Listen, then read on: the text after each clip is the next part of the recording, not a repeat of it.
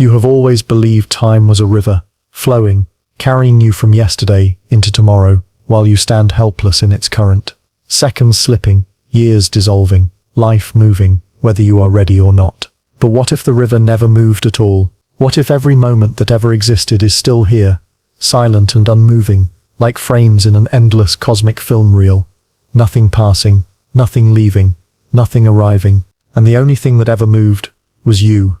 Not your body, not your clock, not the universe, your awareness. Drifting from one frozen instant to the next, creating the illusion of motion the way a flashlight beam creates the illusion of a path in the dark. Time does not flow. It does not carry you. It does not go anywhere. You are the one traveling, and once you see this, the past stops feeling gone, and the future stops feeling unwritten. You wake up each morning with the quiet certainty that the world has advanced. Yesterday feels behind you. Tomorrow waits ahead like an unopened letter. Your mind arranges existence into a neat line, past to future, cause to effect, birth to death. It feels obvious, natural, indisputable, but that feeling comes from habit, not proof. Consider a flipbook. Each page holds a still drawing. Nothing on any page moves. Yet, when you flip the pages quickly, motion appears. A stick figure runs. A bird flies. A flower blooms. The movement is not inside the pages. It is created by the order in which you see them. Now imagine reality works the same way. Every moment of your life may exist as a complete, unmoving frame. The instant you took your first breath, the moment you read this sentence, your last day on earth, all equally real, all equally present, not lined up in a queue but laid out like photographs covering the floor of existence. You do not travel through time the way a boat moves down a river. You move through these still frames the way a spotlight moves across a stage. The stage does not move. The light does. Your sense of forward motion comes from memory. Memory is the trail of illuminated frames you have already visited. You remember breakfast, so it feels like breakfast is behind you. You do not remember tomorrow, so it feels like tomorrow is ahead. But this tells you nothing about time itself. It only tells you where your awareness has been. Think about a movie stored on a hard drive. Every scene exists at once inside the file. The ending is already there. The beginning is still there. Nothing in the file is becoming. The story only seems to unfold when the playhead moves across the timeline. You are that playhead. Time is the file. The universe is not becoming. It is being, completely, all at once. This idea unsettles the instincts. You feel like things change, ice melts. People age, stars explode. But change may not be something the universe does. Change may be something you experience as your awareness shifts position among static states. Picture a mountain range at sunrise. The peaks do not move. Yet, as the sun rises, different slopes catch the light, shadows slide, colors shift. From your perspective, the landscape transforms, but the land remains still. Only the light's position changes. Your consciousness may be that sunrise. Each moment of your life is a mountain face already carved into the structure of reality. You illuminate them one by one, and the sequence of illumination creates the sensation of time passing. This reframes everything you call the present. The present is not a razor-thin slice of reality being created anew. It is simply the frame your awareness is currently lighting up. The past is not gone. You have just moved the beam elsewhere. The future is not empty. You have not turned toward it yet. Forward motion, then, is not the universe advancing. It is your awareness scanning across a timeless landscape. This explains why time feels different depending on your state of mind. When you are bored, awareness crawls, lingering on nearly identical frames. When you are afraid, it leaps, skipping details, racing across mental terrain. When you are deeply present, it feels wide and spacious, as if the spotlight has broadened. Nothing about the structure of time changed in those moments. Only the way you moved through it. You have never actually felt time itself. You have only felt the motion of your own attention. And that raises a quiet, disorienting possibility. If time does not move, then nothing is truly lost. Every laugh, every mistake, every version of you still exists, fixed in the architecture of reality. You are not being erased by time. You are simply no longer visiting certain coordinates. Forward motion is not the march of seconds. It is the journey of awareness across a motionless eternity. And if that is true, then what you call now is not the edge of creation. It is just where you happen to be standing in a universe that has never gone anywhere. You were taught that the universe runs on a clock, a vast invisible mechanism counting upward in perfect rhythm.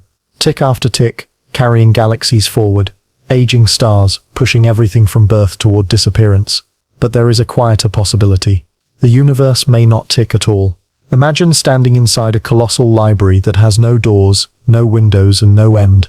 Shelves stretch beyond sight in every direction. On each shelf rests a book. Each book contains a complete description of a single moment in reality, not a second, not a slice, a full, total configuration of everything that exists. The position of every atom, every thought in every mind, every star in every galaxy. Every possible moment of your life has its own volume. In one book, you are 5 years old, holding a toy you no longer remember. In another, you are older, reading these words. In another, you are taking your last breath, decades from now. All of these books exist at once, in the same endless archive. Nothing in the library is being written. Nothing is being erased. No pages are turning by themselves. The collection is complete. What you experience as time is not the universe flipping pages. It is you moving from book to book, reading one after another in a particular order. The sense of ticking comes from the sequence of your awareness, not from any internal clock built into reality. We assume time must flow, because we see motion everywhere. Planets orbit, hearts beat, sand falls, but motion does not prove time is moving. Motion only shows that different moments contain different arrangements of matter.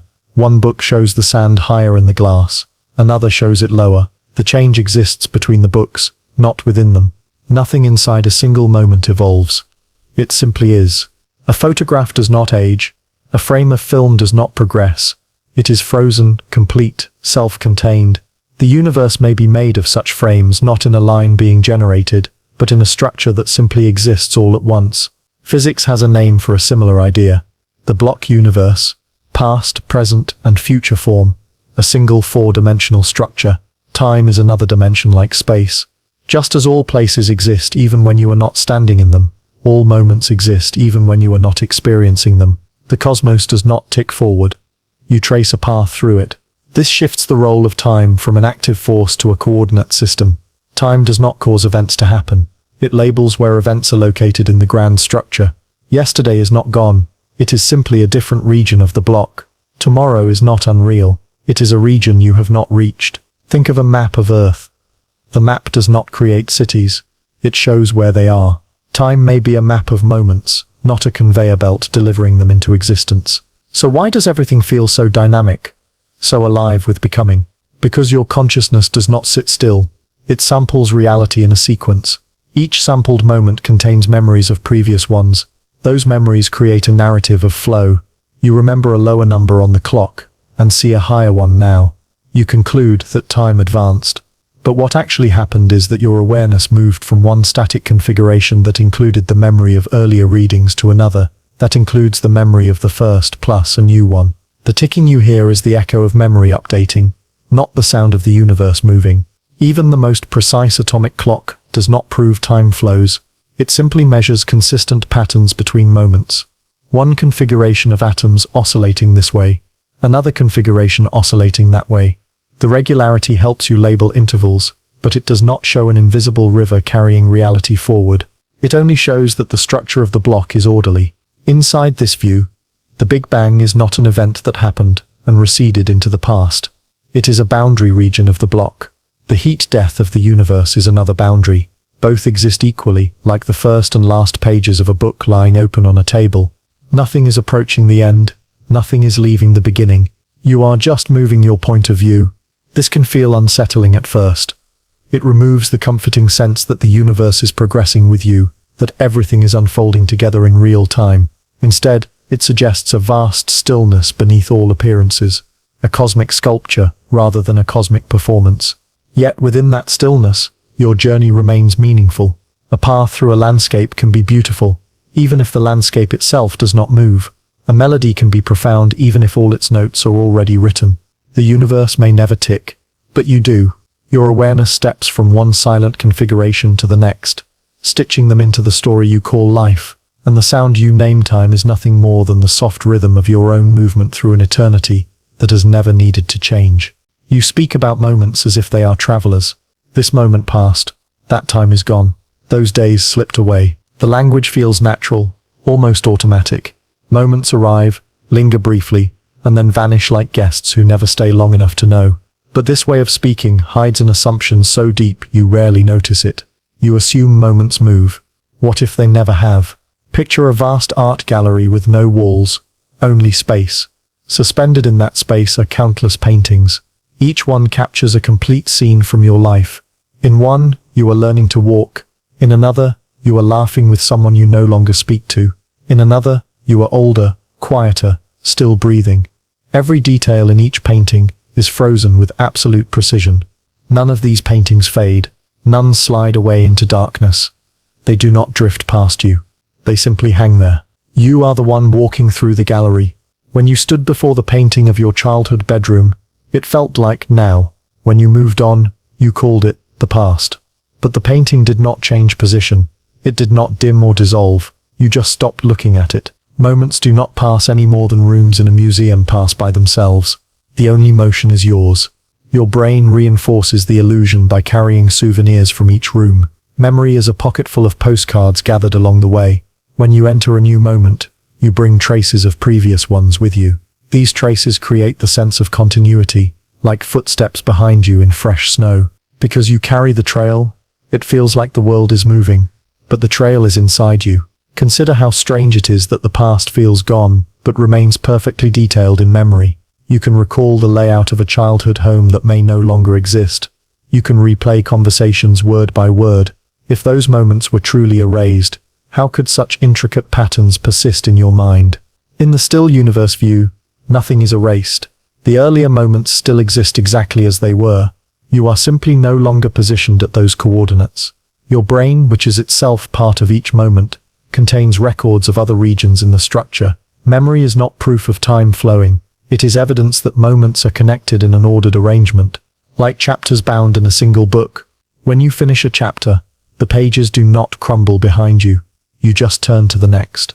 The earlier words remain printed, untouched. If you flip back, they are still there, unchanged by the act of rereading. Moments are like those pages.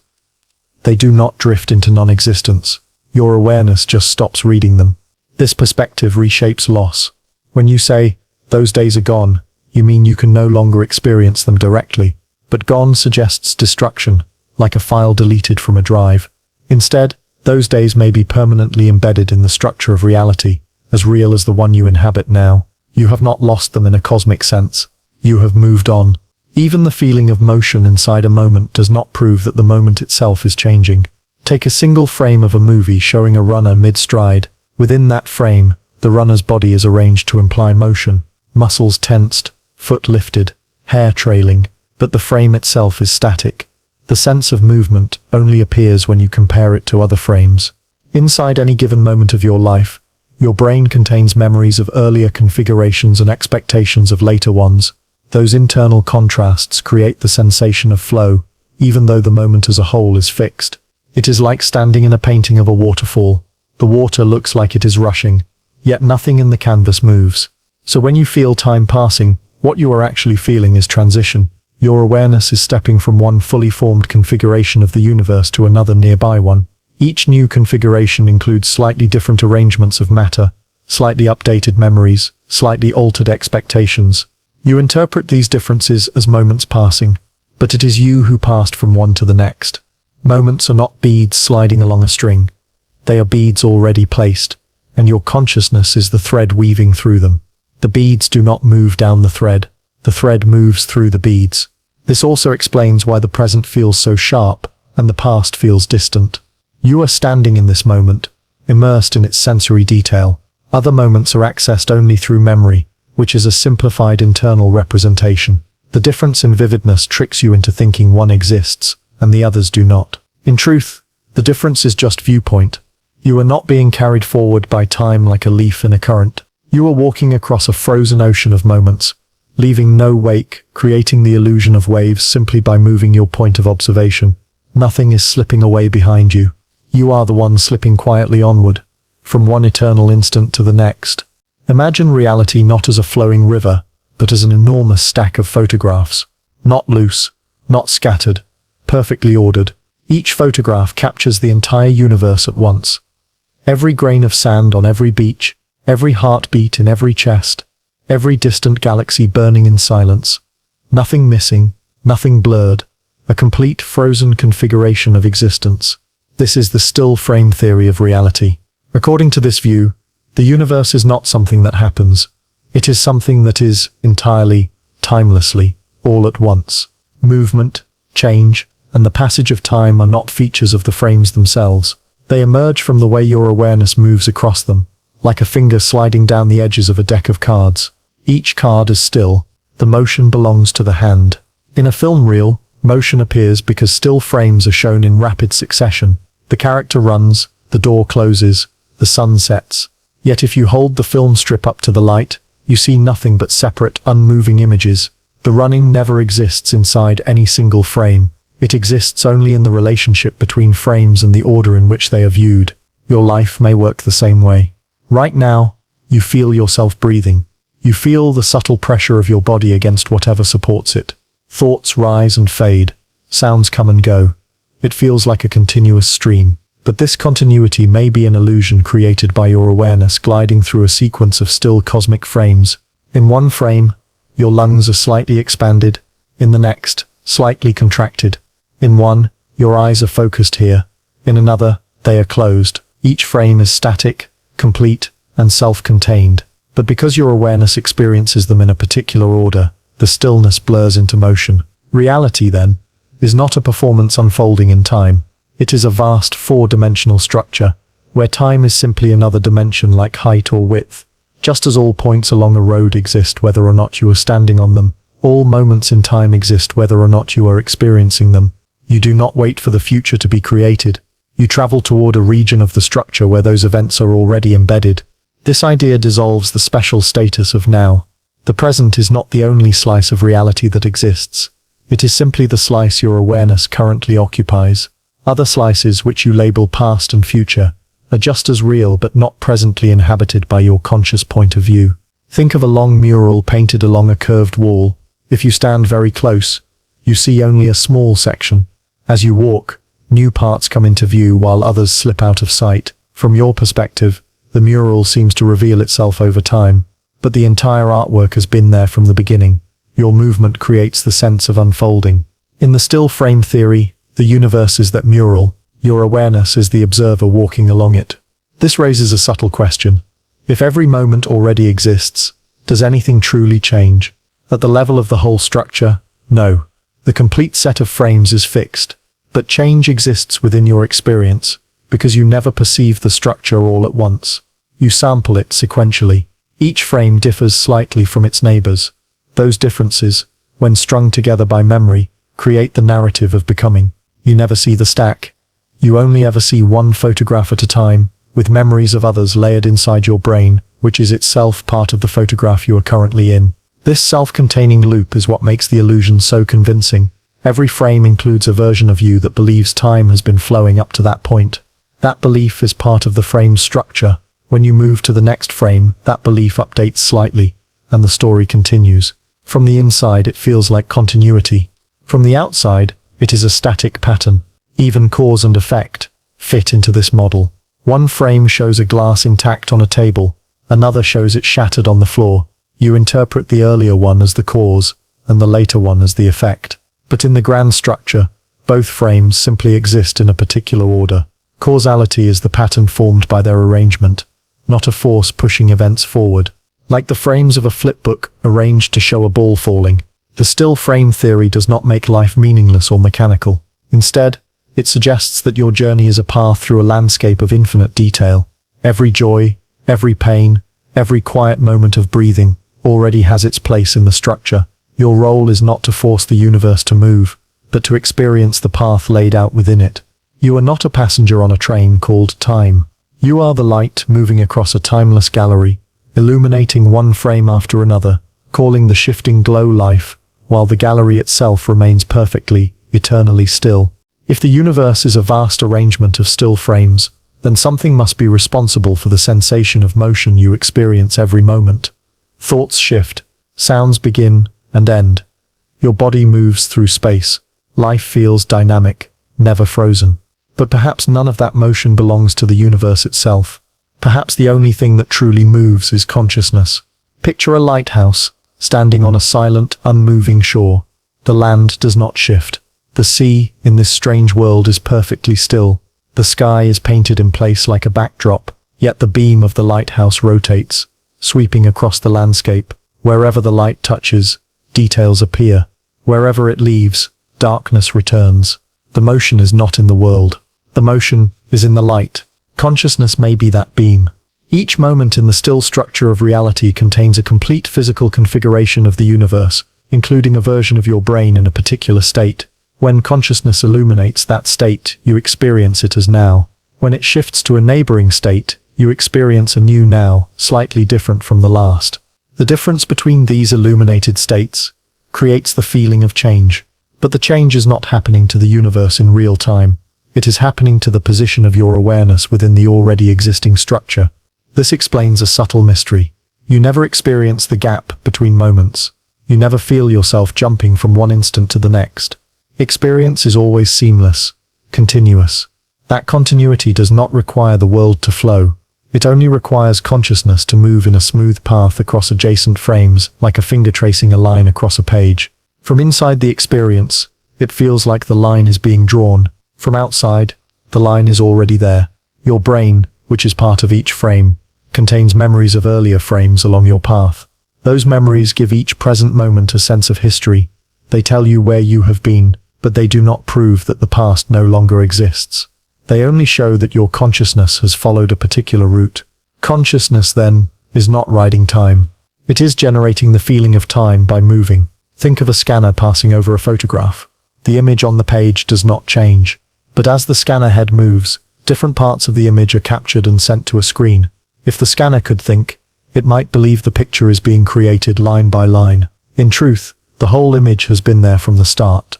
Your awareness may be scanning reality in just such a way. This makes consciousness deeply mysterious. It is not just another process happening in time. It is the very thing that creates the sense of time by linking static moments into a lived sequence. Without consciousness moving from frame to frame, there would be no experienced flow, no narrative, no sense of before and after. The universe would still exist, complete and silent, but there would be no story. This view also reframes your identity.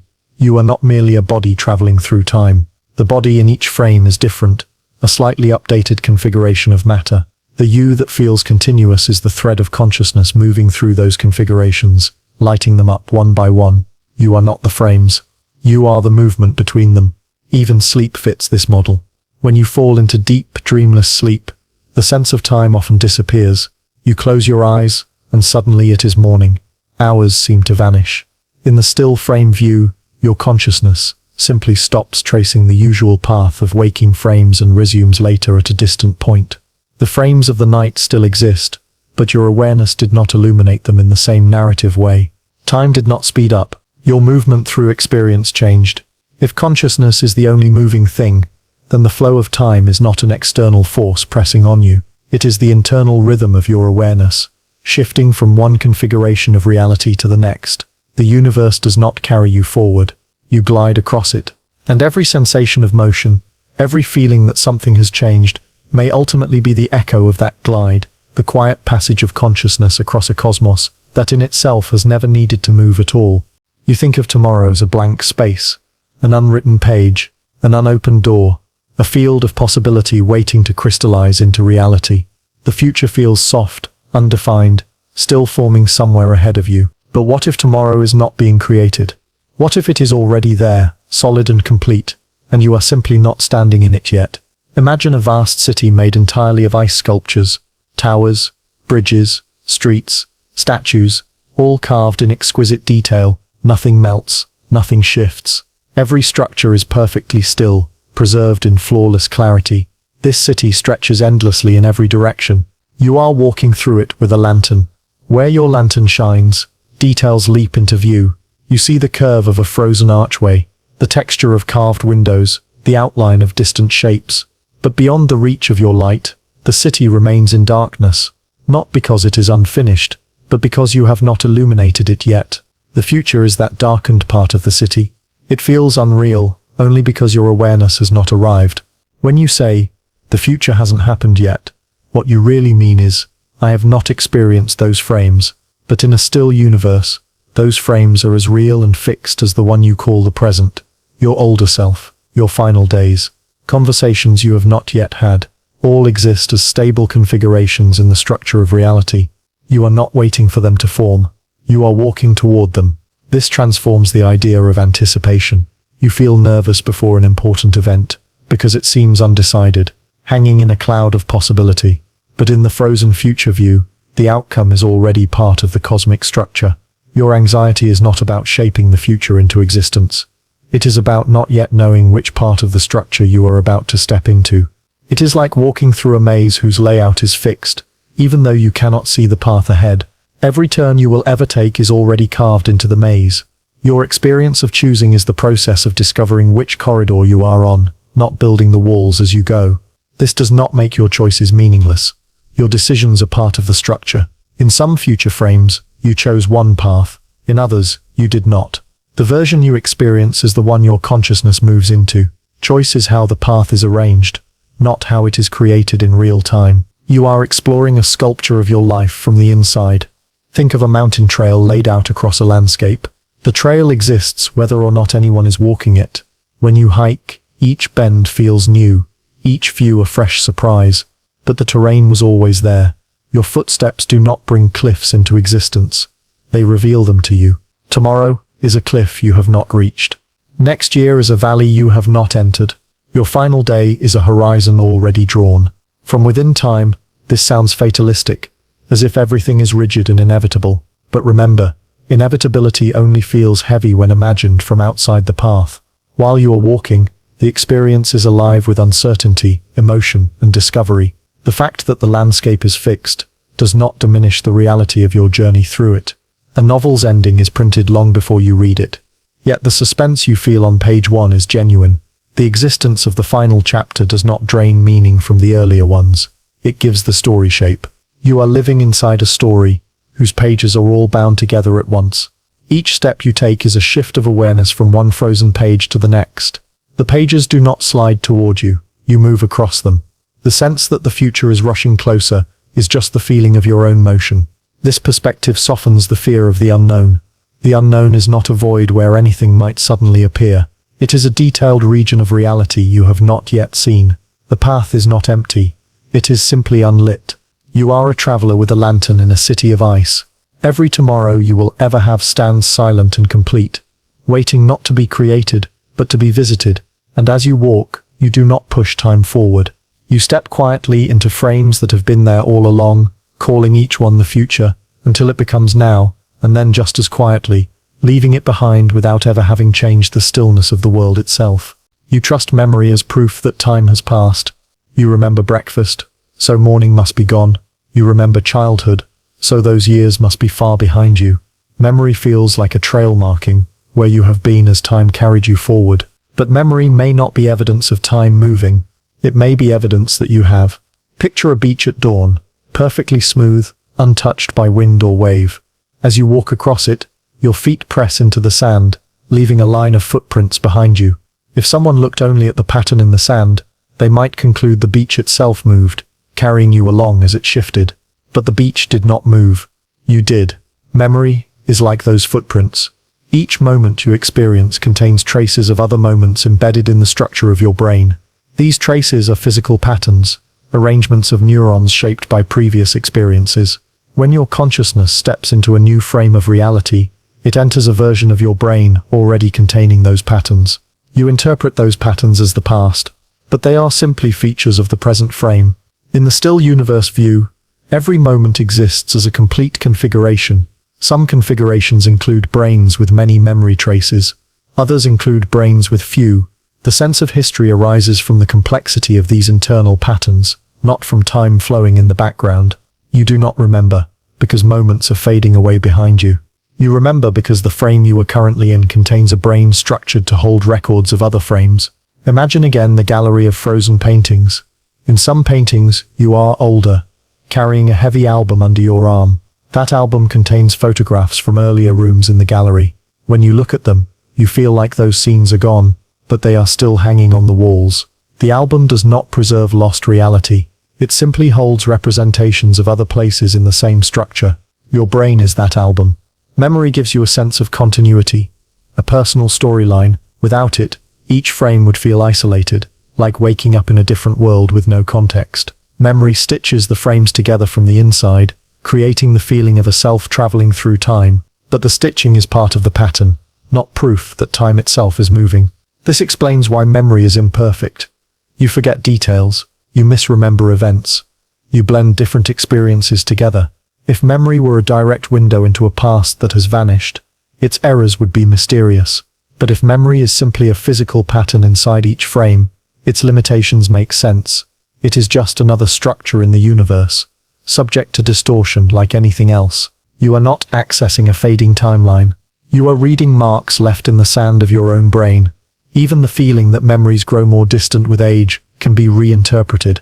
Older memories often feel less vivid because the neural patterns representing them are weaker or less connected to your current state. That fading is happening in the present configuration of your brain, not in the past moments themselves. Those moments remain exactly as they were in their own regions of the structure. Nothing about them is degrading. Only your access to their internal representations changes. This perspective shifts the meaning of nostalgia. When you long for a past moment, you are not yearning for something destroyed by time. You are yearning to re-inhabit a different part of the still landscape. You want your awareness to stand again in a frame where certain conditions held, where a particular version of you existed. You cannot go back, not because the past is gone, but because your path of consciousness does not double back. The footprints show where you have walked, but they do not pull you in reverse. Memory, then, is not a clock measuring how far time has carried you. It is a map showing where your awareness has been. Each remembered moment is a coordinate in the vast structure of reality, encoded into the neural patterns of the frame you now occupy. The sense of before and after arises from the order of those coordinates along your path, not from moments sliding into oblivion. Time did not take your childhood away. You walked out of that room in the gallery, carrying a handful of photographs, and continued forward into others. The room still exists, silent and detailed. Your footprints remain pressed into the sand of memory, marking the route of a traveler in a world that never moved at all. You have been trained to think of the future as vapor, unformed, uncertain, a haze of possibilities waiting to collapse into reality. You picture it as a sketch the universe has not finished drawing yet, lines waiting for the pen of time to make them solid. But what if the drawing is already complete? What if the future is not a cloud of maybes, but a continent of actual moments that your awareness has not reached yet? Imagine standing at the edge of a vast desert at night. The land stretches out endlessly, dunes and valleys shaped in intricate patterns. You cannot see them because darkness covers everything beyond the small circle lit by your lantern. From where you stand, it feels as if the desert ends at the boundary of your light. Yet the dunes continue far beyond your sight. The future is that dark desert. It feels empty only because you cannot see its contours yet. But in the still frame view of reality, every grain of that sand is already in place. Every step you will take has a corresponding configuration in the structure of the universe. Tomorrow is not being built while you sleep. It is already there, waiting in silence. This challenges the deep sense of openness you feel when thinking about what lies ahead. You imagine branching paths, multiple possible futures, choices that could send reality in completely different directions, and at the level of experience, this openness is real. You do not know which path your awareness will follow, and that uncertainty is part of the texture of being alive. But uncertainty does not require the future to be non-existent. It only requires that you lack information about which region of the already existing structure you are approaching. Think of a maze printed on paper. From above, the entire layout is fixed. Every corridor and dead end is already drawn. But if you place a tiny character inside the maze with walls taller than its head, it cannot see the map. Each turn feels like a genuine choice into the unknown. The maze is determined, yet the journey through it is filled with discovery. Your life may be like that from the inside. The future exists as part of the maze. Your choices are the turns that define your path within it. When you reach an intersection, the frame you step into includes a version of you who chose left rather than right. That choice is not created in the moment by time flowing. It is part of the structure you are moving through. You are not writing the maze as you go. You are navigating it. This does not make you a puppet. The choices feel real because they are real features of the frames you inhabit. In some frames, you hesitate. In others, you act boldly. In some, you turn back. In others, you continue forward. Your sense of agency is woven into the structure itself. It is not outside the system, but a pattern within it.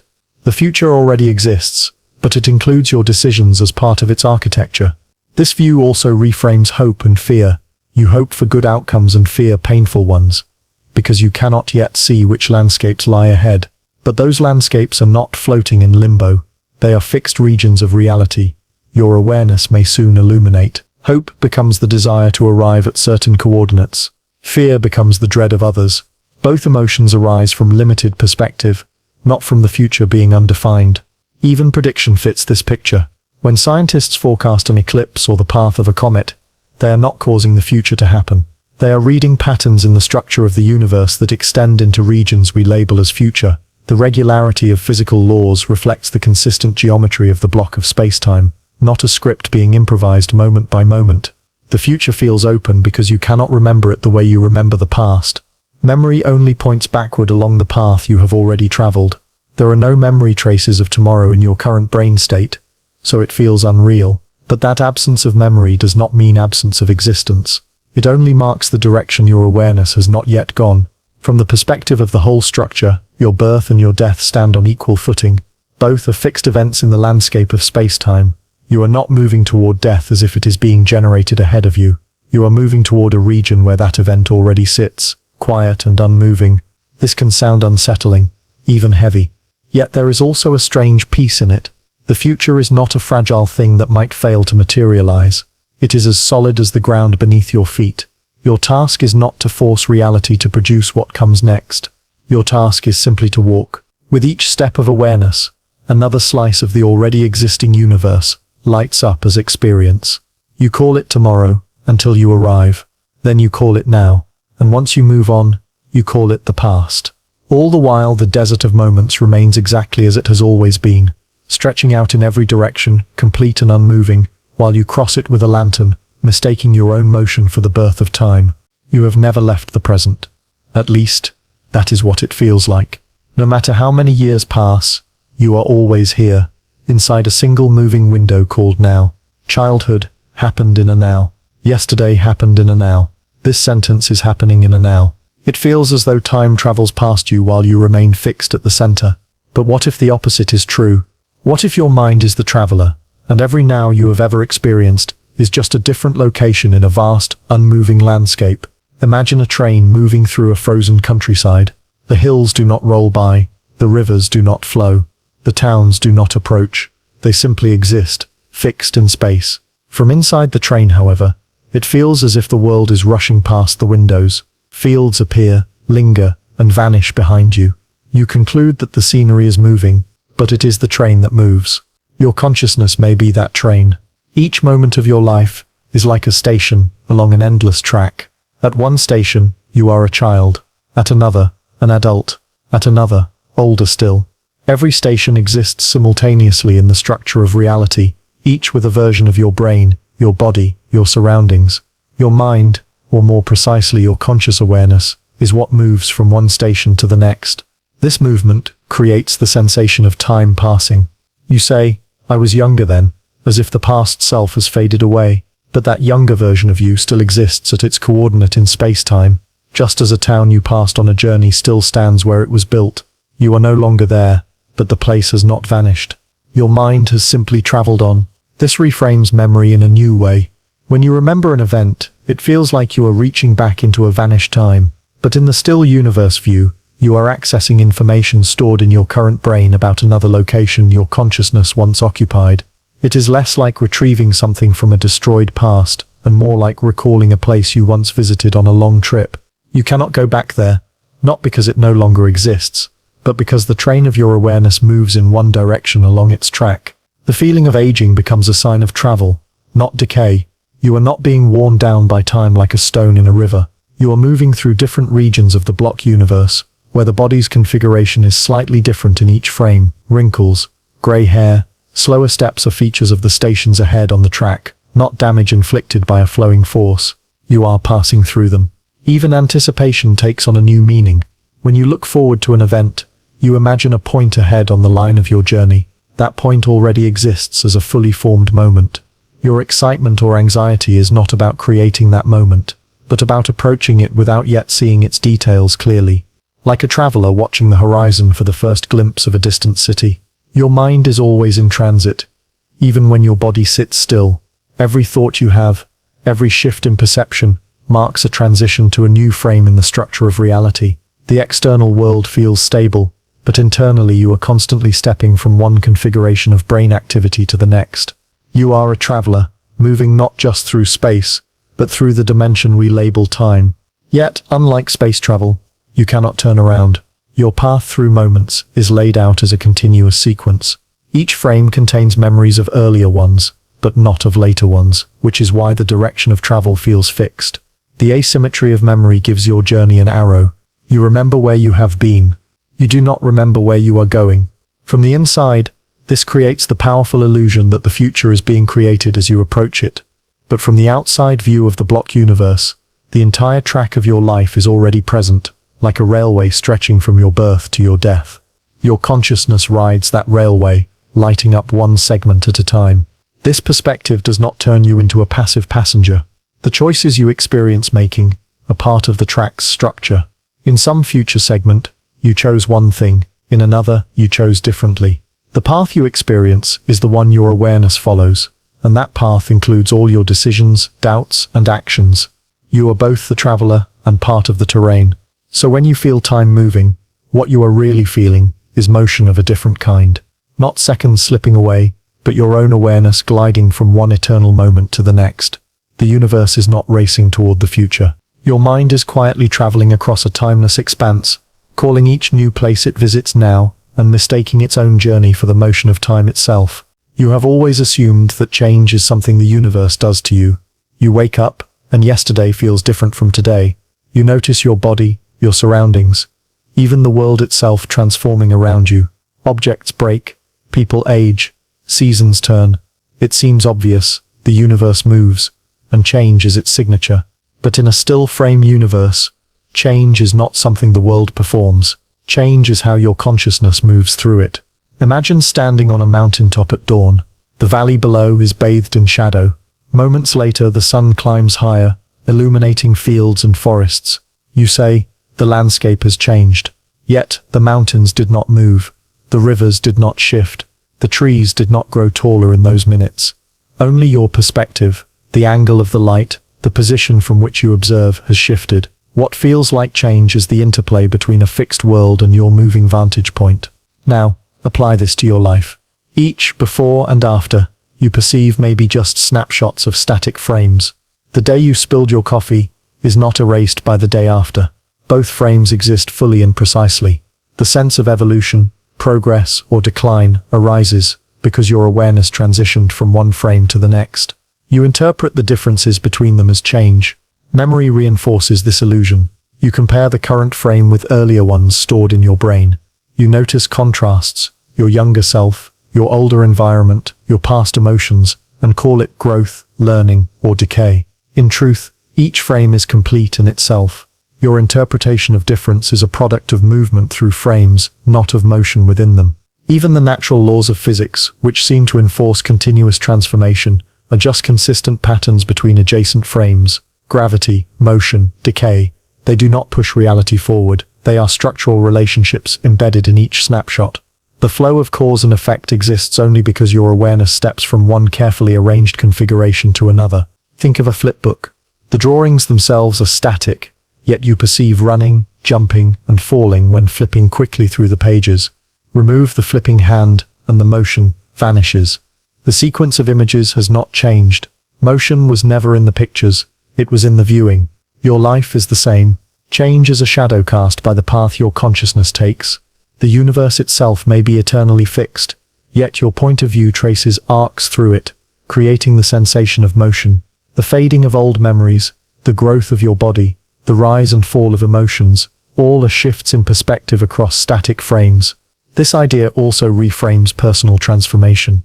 When you feel you have changed, It is not that you have altered the universe, or even your past selves. You have moved your awareness into frames that include updated configurations of yourself. The new you was always there, embedded in the structure, waiting to be illuminated by consciousness. The sensation of becoming is a reflection of the journey, not a rewriting of reality. Even failure and success are perspective shifts. One frame may show you achieving a goal. Another frame may show you falling short. Both exist fully. The feeling that one moment is in the past and another in the present is generated by the motion of awareness, not the passage of objective time. Change, then, is not the world moving. It is your viewpoint, navigating a vast eternal structure. From this lens, the fear of impermanence softens. Nothing is truly lost. Every version of you, every moment you experienced or will experience, remains embedded in the grand mosaic. You simply move on from one frame to another, observing differences and interpreting them as the dance of change. In essence, you are not living in a universe of constant flux. You are walking through a universe of frozen possibilities. Change is the echo of your movement. Shift your perspective, and you shift your experience. The world does not need to evolve for life to feel dynamic. It only needs your awareness to illuminate it, frame by frame. You are the lens through which the stillness becomes a story. And what you call change is nothing more than the subtle, infinite dance of your consciousness gliding across eternity. You have always thought of life as a river. It begins somewhere, trickles through valleys, gains speed, and eventually disappears into the unknown. You measure it by the familiar metaphors. Moments slip past, experiences rush downstream, and the current carries you toward death. But what if the river never flowed at all? Imagine a river frozen mid-motion. Every ripple, every swirl, every glint of sunlight caught on the surface is preserved perfectly. The water is still. The banks are fixed. Fish and leaves are frozen in mid-swim. The river does not carry anything forward. It simply exists, an eternal tableau of what you would call motion. Now imagine that this frozen river is your life. Every instant, every event, every laugh, every tear, all exist simultaneously, fixed in space, as complete as the one you are inhabiting now. The past was never swept away. The future was never carried closer. They are there, as real as the present, like frozen frames in a cosmic photography collection. The illusion of the river flowing comes entirely from your consciousness, moving along it. You look downstream, remembering moments labeled past, and you look upstream, imagining moments labeled future, the current, the flow, the rush. These belong not to the river, but to the observer navigating it. Your awareness is the only thing moving. Even the sensation of momentum, of time pressing on you, is a product of this movement. Your body ages, your thoughts evolve, the world around you seems to shift. But in the still river, these changes are frozen configurations. The movement is in the scanning, not the water. Consider how a photographer can capture the rapids. In a long exposure, motion blurs into streaks. The river appears dynamic in the image, yet the photograph itself is perfectly static. Time seems to flow in the picture, but it is the observer's interpretation of visual cues. Similarly, the universe may be a long exposure photograph in which all events exist simultaneously, and the motion you perceive is your mind reading the frames sequentially. Even cause and effect. The supposed current of reality exists only as a pattern embedded in adjacent frames. One frame shows a vase whole. The next frame shows it shattered. You interpret one as causing the other, but both frames exist together in the structure. The flow is in the narrative your awareness constructs while traversing them. Think of memories like stones along the riverbed. You step from one to another, noting the differences in height, color, and texture. It feels as if the river has carried you along a path. Yet the stones were never moved, you were. Your mind's movement along the frozen river is the river itself in motion, as far as your experience is concerned. The frozen river also reframes the concept of impermanence. You do not lose moments because they have slipped downstream. They remain embedded in the structure of reality, waiting to be illuminated by consciousness. Regret and nostalgia are feelings of the mind moving past or returning to frames, not evidence of vanishing time. Even the future, which feels distant, is part of the frozen tableau. The river has not flowed forward to carry it closer. Your awareness must simply walk along the path to encounter it. Anticipation is the sensation of approaching a frozen set of moments yet unseen, not a pull of events rushing toward you. In this perspective, your life is not a fleeting river, powerless against its current. You are both the traveler and the interpreter, moving along a frozen sequence of events, stepping from frame to frame, carrying the illusion of motion with every step. The river never flowed, yet you experience its rush. Every laugh, every heartbreak, every sunrise, every sunset, all are eternally captured, perfectly still. The river is silent, unmoving, and complete. And you, moving through it, are the only source of motion, creating the story of flow that you have always called life. Imagine the universe as a single, enormous photograph. Every star, every planet, every leaf, every breath of wind, all captured in perfect clarity. There is no shutter speed, no exposure time, no developing film. Everything simply exists, frozen in exquisite detail, from the smallest atom to the largest galaxy. Now imagine, stepping into that photograph, you do not walk across a representation. You are part of the image itself. Your thoughts, your body, your sensations, all are included in the frame. Every now you have ever experienced is preserved within this cosmic snapshot. Nothing fades, nothing drifts away. Every configuration of matter, energy, and awareness is permanently embedded. From the inside, it feels like life flows. You wake up, move through your day, interact with people, make decisions. Moments appear sequential, one leading to another. The sun rises and sets. You grow, learn, and age. It feels real. It feels continuous. But the photograph itself does not change. Motion is an illusion, a product of consciousness traversing static frames. Memory is part of the photograph. Your recollection of events, the sequence of experiences you carry inside your mind, is embedded in the neural patterns within each frame. When you remember your childhood, you are not retrieving something lost.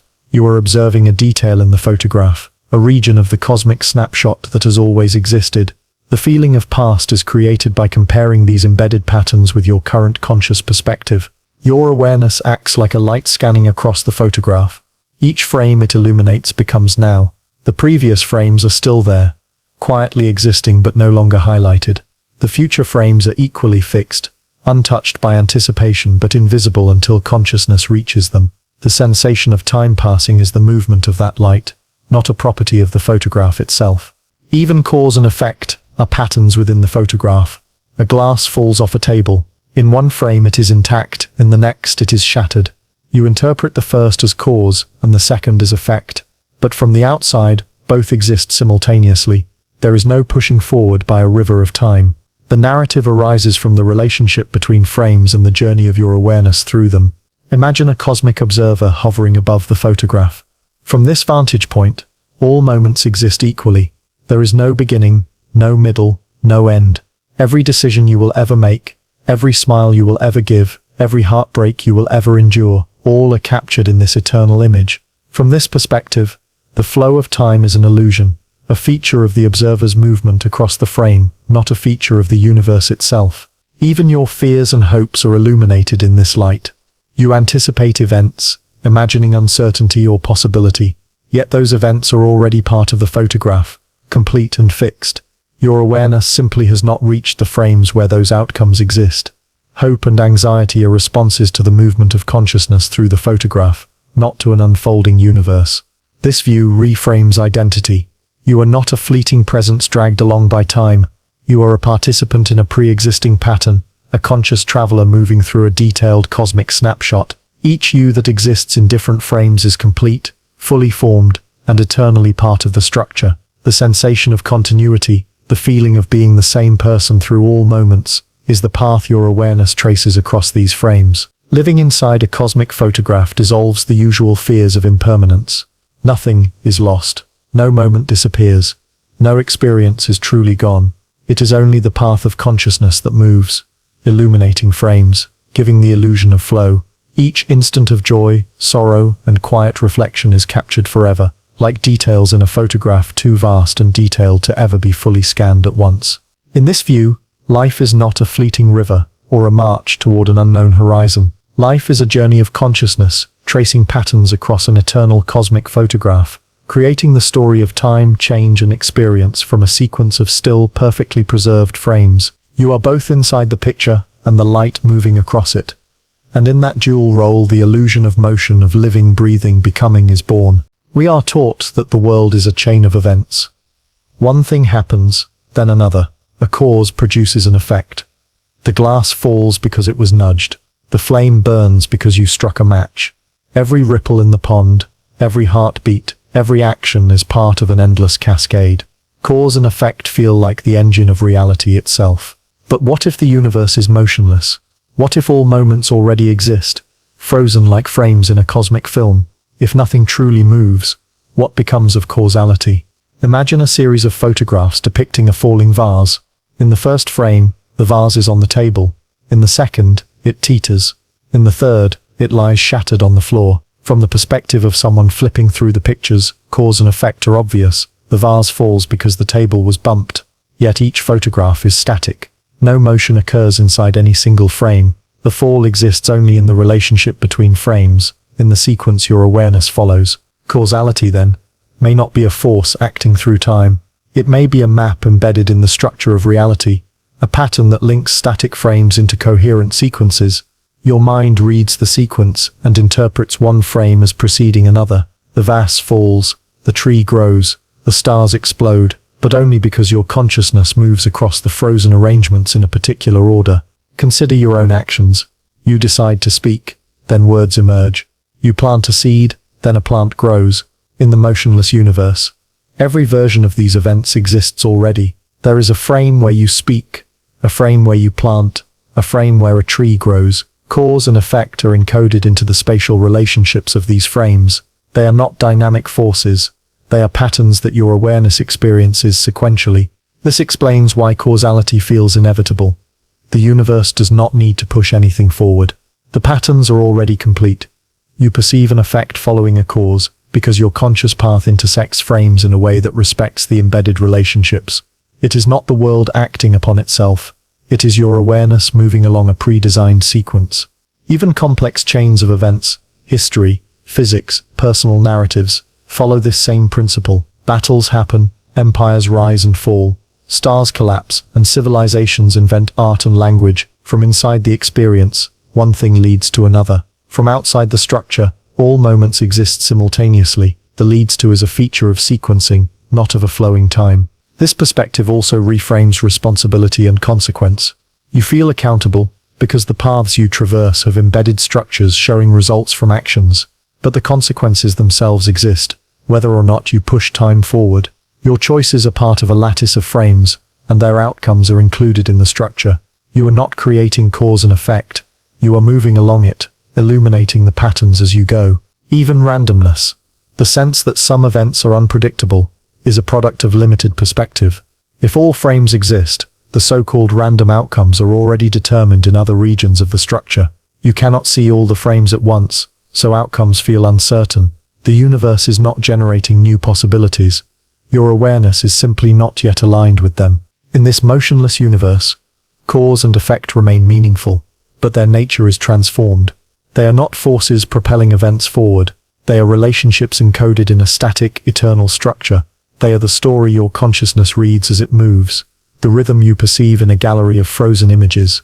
Life still unfolds, experience still flows, and your narrative still feels urgent and consequential. But the flow does not exist in reality. It exists in you, the only moving thing. Your consciousness reads the frames, interprets patterns, and calls the sequence cause and effect. The vase falls. You speak. The star dies. Nothing moves, and yet everything happens.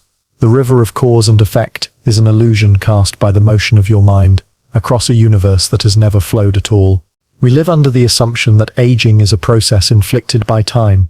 Wrinkles appear, hair turns grey, bones weaken, and energy fades.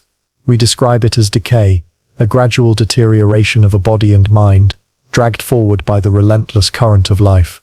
Yet, in a motionless universe, decay cannot be a force, because nothing is truly moving. How, then, can aging be explained? Consider a gallery of photographs showing yourself at various ages. One frame captures you as a child laughing in sunlight. Another shows you as a teenager, restless and uncertain. Another shows you at 30, at 50, at 80. In each image, every detail is fixed and complete. No movement, no passing of time, no deterioration occurs inside any single frame. The sense of aging arises because your consciousness moves across these frames. You step from one you to another, and the differences in physical appearance, cognitive ability, and emotional maturity create the experience of growth or decay. The child never becomes the adult in real time. Both exist fully. Your awareness navigates the path, and the illusion of aging emerges from the motion of observation. This explains why memory, reflection, and anticipation create the feeling of continuity. When you recall childhood, it feels distant, as if separated by a river of time. But the distance is not temporal. It is spatial within the frozen structure of reality. Your conscious path moves from the frame of childhood to adulthood, tracing the differences and interpreting them as years passing. Even decline, which feels so tragic, becomes a perspective effect. The body you occupy at 70 is different from the one at 20 because the frames are distinct. You are not being eroded by time. You are moving across configurations, noticing contrasts and interpreting them as the natural wearing away of life. In the still universe, there is no force of decay. There are only the snapshots, each complete and unchanging. Think of a mountain trail ascending through varied landscapes. The hiker perceives hills and valleys, meadows and cliffs. The terrain is fixed. The hiker moves, and with each step, new scenes appear. From inside the experience, it feels like the environment changes. From the outside, nothing has moved. Aging works the same way. The landscapes are static, and the movement of consciousness paints the story of growth and decline. Even the fleeting nature of sensation, the sudden fatigue or burst of energy, is part of the frame you occupy. It is not evidence of a temporal process acting upon you. It is a feature of the configuration of your body and mind, at that coordinate in the cosmic structure. The variation from frame to frame produces the experience of change in health, vitality, and perception. This view reframes mortality. Death is not the end of a flow, but merely a frame farther along your conscious path. You do not fall into the unknown. You step into a configuration where the body and brain you occupied are replaced by later frames. The sense of loss is an artifact of moving across snapshots, not of a timeline being erased. Even the cultural obsession with anti-aging, preservation, and longevity can be seen differently. You do not need to fight decay. The structures already exist. Each frame is complete. Awareness simply navigates them, and the perception of youth, vigor, or decline depends on which part of the frozen structure your consciousness is illuminating. Ultimately, aging is movement, not decay. It is the motion of consciousness across the fixed lattice of your life, noticing contrasts, tracing development, and weaving a story from static snapshots. The universe itself does not wear, erode, or flow. You are the one moving. Each wrinkle, each scar, each glint in the eye is a coordinate along your journey, a frame waiting to be experienced. You are not being worn down. You are walking, and the path itself, the dance of awareness across a motionless cosmos, is what we call life. You have been taught that the past is gone. It is a land you once inhabited, a sequence of moments that have vanished like water spilled on the floor.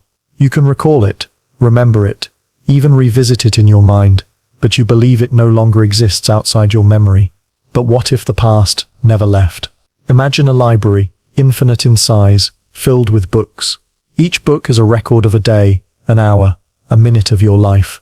Some volumes describe moments from your childhood, some describe your first heartbreak, others your happiest day. Every event is recorded in detail, perfectly preserved. None of the books disappear, none are rewritten. They simply exist, static and complete. In this library, the past is always present. The feeling that it is gone is an illusion created by consciousness moving forward along the structure. You experience frames sequentially, moving from one configuration of reality to the next, and interpret what has been left behind as the past. But those frames still exist, waiting in place. Even your memories are part of this structure. When you recall a birthday or a conversation, you are not summoning a ghost from a vanished world. You are accessing a representation embedded in the present frame, pointing to coordinates in the fixed lattice of reality. The moments themselves are not destroyed. They continue to exist in their own regions, complete and unchanged. Consider photographs in an old album. The events captured within them have already occurred from your perspective in the present. Yet in the photographs they remain unchanged. Time does not alter the images. Only your awareness steps from one snapshot to another, creating the impression of movement. The past is like these photographs. It never faded. You simply moved beyond it. This explains why history can be studied, artifacts preserved, and stories retold. The past is accessible because it never vanished. It is embedded in the cosmos, like a permanent mural. You navigate it when you remember, when you learn, when you imagine. The past continues to exist in its own frames, perfectly intact. Even regret is reframed in this view. You feel sorrow over choices made, mistakes committed, opportunities missed. It seems as though the past is slipping away, yet the frames of those moments are fixed. Your regret is not a signal that the past has disappeared. It is the awareness of your movement across these frames, of leaving some coordinates behind while moving forward. Every conversation you had, every place you visited, every fleeting smile and tear, none of it has ceased. It remains encoded in the lattice of reality. You interpret it as past because your consciousness has shifted to frames further along your path. The past is happening continuously in parallel with your present. Even causality relies on this. Past events, though already fixed, shape the patterns in adjacent frames. The flow of influence is not dynamic but structural. Each effect is already part of the lattice, and your awareness perceives the cause-effect relationship as you move through frames. From this perspective, history is eternal. The rise and fall of civilizations, the laughter of children, the whispered secrets, all exist now in their own coordinates, unaltered by the motion of your consciousness. You are not witnessing echoes. You are stepping through a timeless mosaic in which every moment exists fully. The past is still happening, because it never stopped. Your movement through the lattice creates the narrative of before and after, of loss and memory. Without this movement, the past would be no more or less real than the present. Every second you call yesterday is still there, perfectly preserved, waiting to be illuminated by awareness.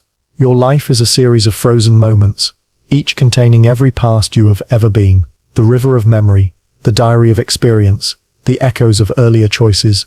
They are all part of the structure. Time does not erode them. You simply step beyond them, leaving behind footprints that point to moments still existing, still unfolding, still happening, even if you no longer occupy them. And so the past never truly ends. It is an eternal stage, fully set, in which the scenes you remember continue to play, frame by frame, independent of your perception, yet inseparable from the journey of consciousness that calls itself now. Imagine the universe as a vast, three-dimensional block, each slice of it representing a single moment. Every event, every action, every sensation, past, present, and future, is embedded somewhere within this colossal structure. Nothing is missing, nothing drifts away, nothing is created or destroyed as time flows, because there is no flow. All moments simply exist, complete and eternal. Inside this block, the sensation of motion, of life unfolding, is not a feature of the universe. It is a feature of your awareness moving through it. You perceive a sequence because consciousness steps from one frame to the next, illuminating configurations and patterns that are already fixed. The block is motionless. You are the moving part. Think of a three-dimensional diorama stretching infinitely in every direction. Each layer contains detailed representations of events. A child laughing in a sunlit garden, a first kiss under a street lamp, a comet streaking across a night sky. The layers are stacked, complete, and immovable. A light passes through them, casting shadows and highlighting forms. You, as the observer, are that light. Your movement through the layers creates the illusion of flow, of cause and effect, of time passing. Memory, then, is a product of awareness moving in the block. When you recall your childhood, you are not dragging a lost moment out of the void. You are stepping into a region of the block, where the neural and physical configurations of that past self exist, fully formed. The past is not gone. Your consciousness has merely advanced along the block to regions beyond it, giving the illusion that what you remember has vanished. This perspective dissolves the usual sense of temporality, birth and death, beginning and end, cause and effect. They are coordinates, fixed locations in the block. Your experience of continuity is created by the path your awareness traces through the structure. From the inside, it feels as if time moves. Yet from the outside, all events coexist simultaneously, like a frozen sculpture. Even choice fits within this framework. Your decisions are real, your agency authentic. Each path you could take exists as a branch in the block, a set of pre-existing configurations. The unfolding of your life is the illumination of one trajectory among many possibilities. You move through a landscape where all options exist, but only the path your awareness traverses is experienced as reality. Consider the sensation of anticipation. You look forward to an event, imagining uncertainty, hoping, fearing, that event exists somewhere in the block, complete. You cannot perceive it fully until your consciousness steps into the coordinates that contain it. Hope and dread are features of moving awareness, not of a universe being created moment by moment. Even causality, often thought to require a flowing time, is a structural property of the block. Frames are arranged in ways that preserve coherent relationships. A vase falls because the spatial and physical arrangements in adjacent frames are aligned. From the inside, it appears that one moment causes the next. From the outside, the block is static. Causality is embedded in its architecture, not enacted dynamically. This model also reshapes your understanding of impermanence. Moments, people, and experiences are never truly lost. Every second you lived is preserved somewhere in the block. Your loved ones, conversations, and emotions remain, complete and eternal. The movement of life is the movement of consciousness across these preserved configurations, tracing continuity through a frozen universe. The block universe explains why certain truths feel immutable. Physical laws, historical sequences, patterns of thought, all are embedded in the structure. Change does not create them. Movement through them creates experience. You do not shape reality by passing through it. You reveal patterns already present. From this perspective, existence itself is an interplay of stillness and motion. The block remains solid, eternal, unchanging. Your awareness moves within it, producing experience, narrative, and the sensation of time. You are the arrow tracing the contours of a frozen cosmos. Without your motion, the universe would remain a silent, intricate sculpture. With it, the still frames awaken into life. Time, in this view, is a function of awareness, not an external river. Life is not a process imposed upon a world in motion.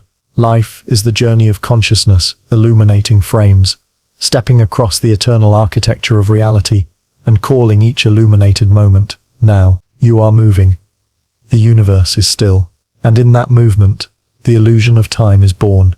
You believe choices shape the future, that each decision sends ripples through time, carving a path from one moment to the next. Yet, in a motionless universe, where all moments exist fully and eternally, what does choice truly mean? Imagine a vast frozen landscape. Mountains rise in precise formation, rivers hang suspended mid-flow, and forests remain eternally still. Within this landscape are countless trails, each representing a possible life you could live. Every option, every what-if, every path you could take already exists as a fully formed route through the terrain. Nothing is being created as you move. Your consciousness is the traveler. Each choice you believe you make is simply the act of stepping onto one of these pre-existing paths. When you hesitate at an intersection, it feels like the future is uncertain, like the next moment is up for grabs. In reality, all the paths exist simultaneously. Your awareness illuminates one path, and the sensation of deciding is the experience of moving from one frame to the next along that trajectory. Think of a maze carved in stone. From above, you can see all the corridors and dead ends. For someone inside, each turn feels consequential. They imagine they are creating the maze as they go. In truth, the structure is complete. Choice is the act of navigating it, not building it. Each decision you feel you are making is a selection of coordinates in the frozen lattice of reality. Even conflicting choices coexist. There is a frame where you said yes, a frame where you said no. Both exist, equally real. Your conscious awareness experiences one sequence at a time, giving the illusion that one choice excludes the other. The weight of decision, the pressure of responsibility, emerges from navigating paths in a structure where all alternatives are already encoded. This perspective reframes regret. You do not erase the paths you did not take. They exist fully in the still universe. Regret is a reflection of awareness moving along one path while recognizing the presence of others. Each choice you experience is a selection of perspective, not the creation or destruction of reality. Even moral dilemmas take on new meaning. The tension of right and wrong, the struggle between impulses and ethics, is not about generating outcomes in a flowing universe. It is about navigating frames that already contain the consequences of every action. The structure preserves coherence, cause and effect, reward and punishment. Follow patterns embedded in the lattice. Your awareness perceives them sequentially, experiencing the weight of choice as a journey through pre-existing coordinates. Desire and motivation also emerge naturally in this view. You choose to act because your consciousness is moving toward frames that contain certain outcomes. Pleasure, fear, ambition, and curiosity are signals guiding your attention along paths within the frozen structure. They are not forces moving reality forward. They are indicators of which frames your awareness is about to illuminate. Even the sensation of freedom exists. It is real, not an illusion, because the movement of awareness through the lattice allows the perception of alternatives. The freedom is the experience of navigating multiple pre-existing paths, not the power to conjure reality ex nihilo. Your journey feels open, because you have not yet reached all the frames your awareness could inhabit. In this framework, choice is simultaneously real and predetermined. It is a path through stillness. Each decision is a movement across frozen coordinates, a step into a preformed future. The feeling of agency is the dance of awareness across the block universe, tracing lines that are already etched, yet experienced as uniquely yours. You do not create the frames.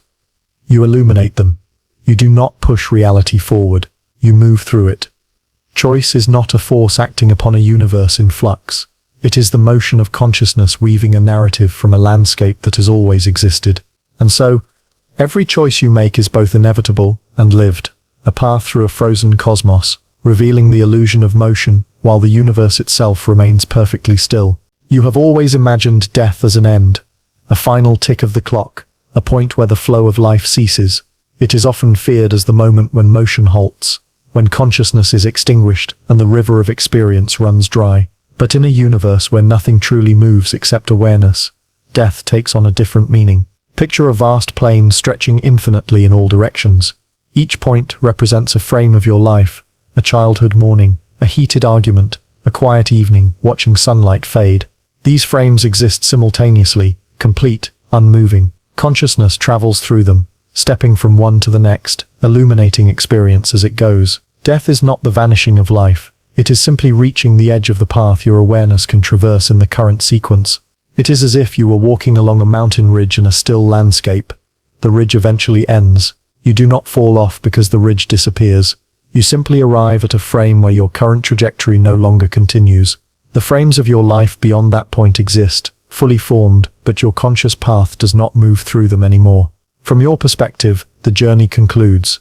From the perspective of the universe, all frames, including those beyond your experience, remain eternal and intact. Death reframes the notion of loss. You do not vanish from existence. Your consciousness has simply reached the coordinate in the frozen structure where this particular sequence ends. The body, the memories, the configurations that constituted your experience remain embedded in the block universe. They are preserved, like photographs in a cosmic gallery, waiting, complete, outside the motion of awareness that once traced them. Even grief and mourning take on a new dimension. Those left behind experience frames where your absence is felt. These frames are distinct, fully realized, and eternal. Yet the sense of missing someone is not evidence of their destruction. It is the motion of the remaining consciousness encountering the stillness of frames no longer illuminated by the deceased's awareness. Death is a shift in perspective, not an annihilation of being. The edge of motion is also freedom, no longer bound by the stepping path of consciousness. The deceased is not swept along by the illusion of time. Their frames, fully formed, exist without the constraints of sequential awareness. They are part of the eternal structure, unchanging, preserved in perfection. Life's flow continues only in those who traverse the frames, and death marks the point where one particular path concludes. Even the fear of oblivion diminishes when you see death this way. There is no collapse into nothingness. There is no erasure. The universe does not lose a frame because consciousness no longer moves through it. Every laughter, every tear, every thought remains exactly as it was, and the journey of awareness concludes only at the edge of the path you were traversing. From this vantage, death is not an enemy, not a thief, not a cessation. It is the natural endpoint of a conscious journey through a timeless landscape. It is the moment when motion, the motion of awareness, arrives at a coordinate beyond which the sequence cannot continue. And yet, beyond that coordinate, every moment you ever lived remains perfectly preserved, eternally illuminated in the structure of the universe, waiting for no one, yet never lost. Life and death are no longer flows or events in a moving stream. They are coordinates in a static expanse, and the only thing that moves the mind simply reaches its limit. Death is reaching the edge of motion, stepping into the stillness, and becoming part of the eternal tableau that has always existed. You have always thought of dreams as fleeting, ephemeral, perhaps even meaningless. You go to sleep, close your eyes, and a world appears, a place where the laws of physics bend, where people from your past and future mingle, where impossible events feel real for brief hours. Then morning comes, and the dream vanishes, leaving only memory, or does it? In a universe where time is motionless, dreams are not escapes from reality. They are sideways movements through it. Imagine your life as a vast frozen lattice of frames, each frame a complete moment, every thought, every event, every emotion preserved. Consciousness moves forward along this lattice in waking life, illuminating frames in sequence. Dreams, however, allow awareness to step laterally, to move across frames that exist at different coordinates, some earlier, some later, some far removed from your current trajectory. This sideways motion explains the peculiar strangeness of dreams. A person you loved as a child may appear next to someone you haven't met yet, all in the same frame. Places shift without consequence, and events violate the rules of waking causality. You are not inventing these experiences. Your consciousness is traveling across a different slice of the static structure, encountering frames that were always there, all fully formed. In dreams, the sense of linear time dissolves because you are no longer constrained to the sequential path your awareness follows while awake. Memory reinforces the illusion of dreaming as a separate reality. When you awaken, you recount fragments, sequences, and sensations. It feels like a journey into a parallel dimension. But from the perspective of the block universe, you did not leave reality. You were exploring it sideways, moving across coordinates that your waking consciousness rarely visits. Every face, object, and moment you encounter in dreams exists eternally, even if you never consciously experience it in life. Even the odd logic of dreams, the abrupt shifts, the impossible transformations, make sense in this framework. You are no longer stepping forward along the main track of awareness. You are exploring alternate trajectories, lateral coordinates, that intersect with your life at unusual angles. The world seems surreal, not because it is created in sleep, but because awareness is lighting up frames from a perspective that does not obey waking sequencing. This perspective also reframes the role of intuition and imagination. The insights, fears, and desires that emerge in dreams are not hallucinations. They are signals from frames you have not yet walked through in your waking path. Your subconscious awareness taps into regions of the frozen lattice where possibilities, outcomes, and hidden truths exist. Dreams are a form of lateral reconnaissance across the eternal landscape, a sideways glance at what has always been. Even recurring dreams make sense. The same frame may be illuminated multiple times from slightly different angles, or your mind may revisit regions it previously scanned. The sensation of repetition is not due to time looping, but because consciousness is moving across the static structure in a way that intersects the same coordinates repeatedly. Each dream reveals aspects of frames you have already occupied or might encounter, highlighting details unnoticed in waking life. Anticipation, fear, and creativity are intensified in dreams because the usual rules of sequential awareness are loosened. You can witness multiple outcomes simultaneously, feel events that have already occurred in other frames, or sense the presence of people and places beyond your immediate trajectory. Dreams are the sideways motion that reveals the underlying vastness of the still universe, showing that your linear waking path is just one way to traverse it. In this sense, the dream world is not separate from reality. It is a hidden dimension of the same frozen structure.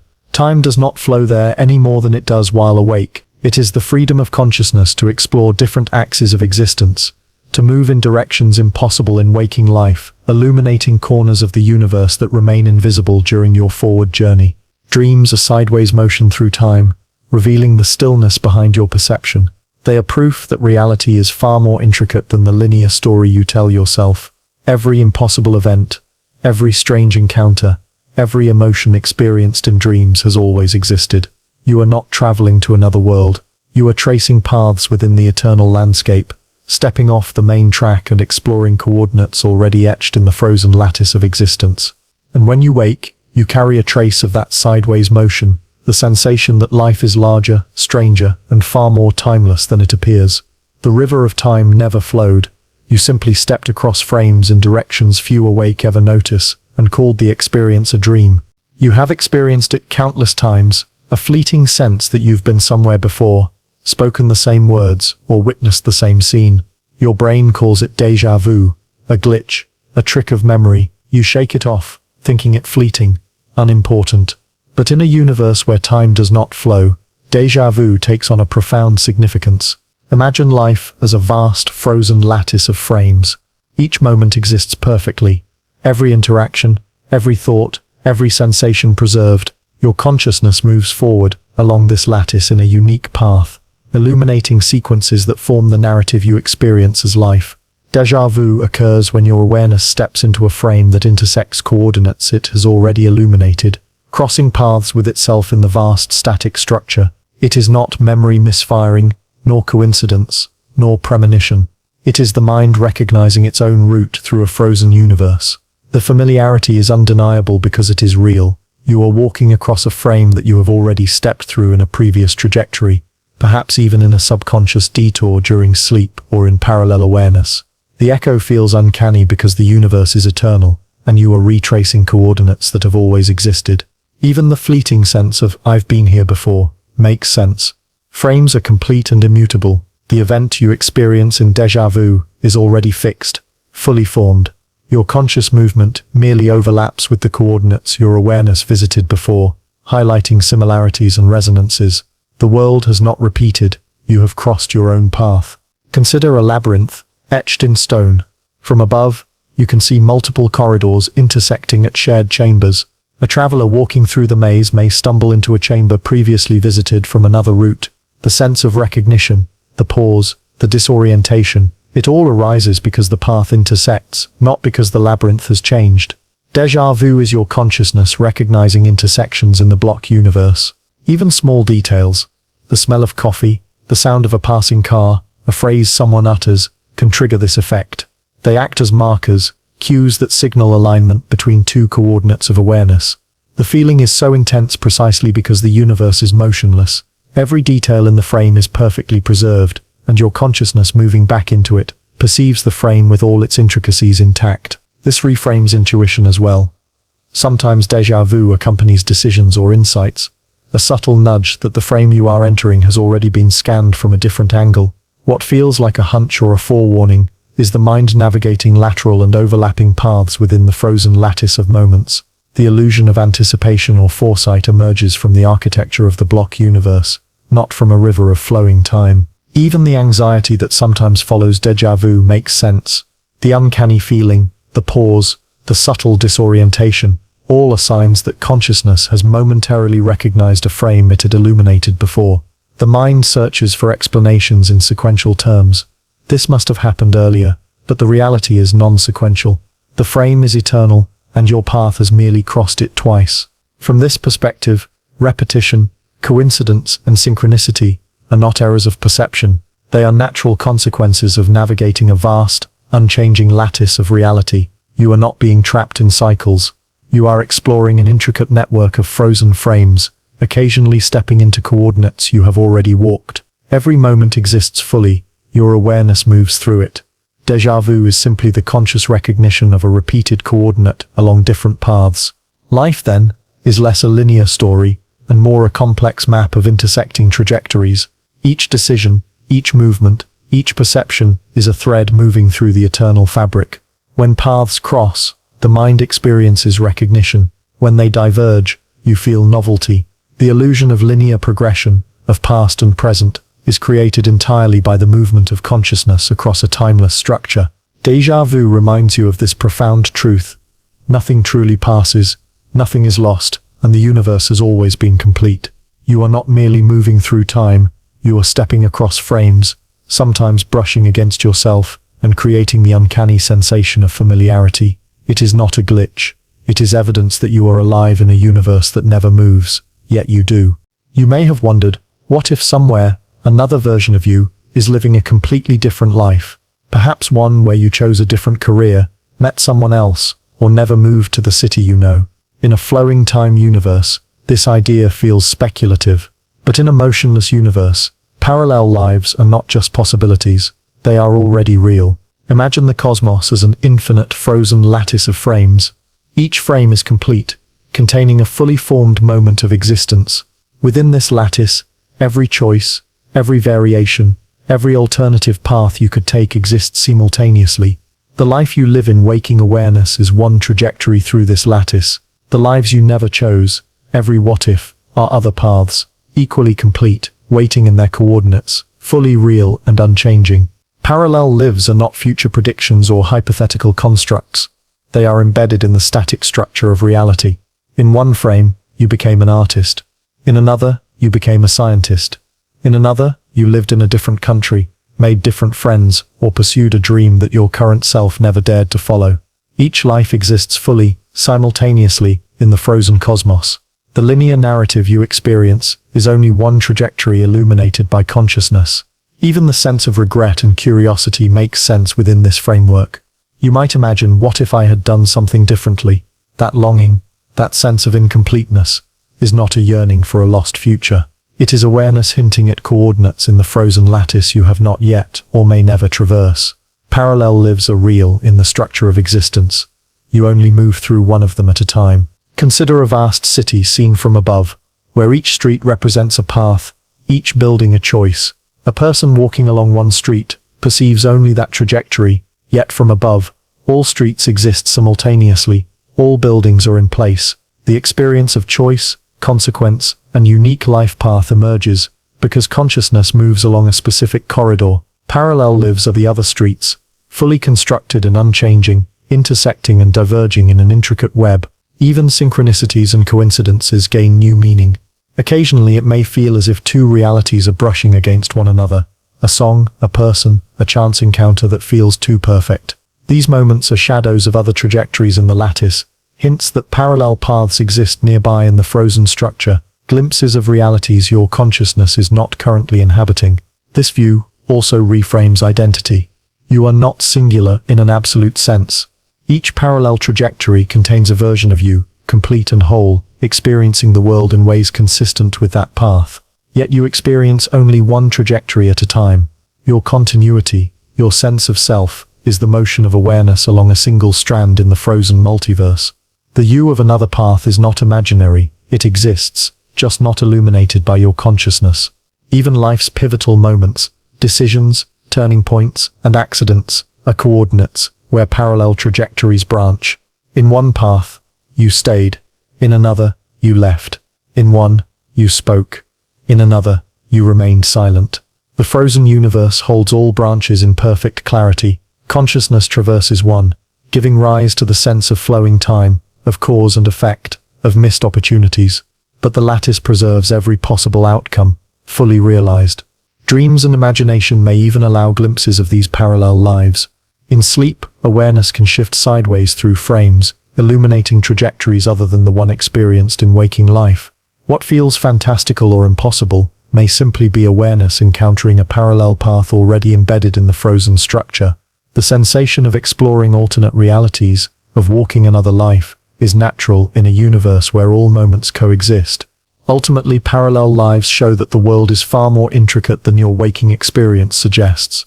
Every possibility, every path, every what-if is real, waiting within the frozen lattice. You move through one trajectory, creating the illusion of flow, of choice, of life's singularity, while countless others exist fully, eternally, quietly beside the one you inhabit. You are one awareness traveling through one trajectory, while infinite versions of yourself move through parallel coordinates in the same still cosmos.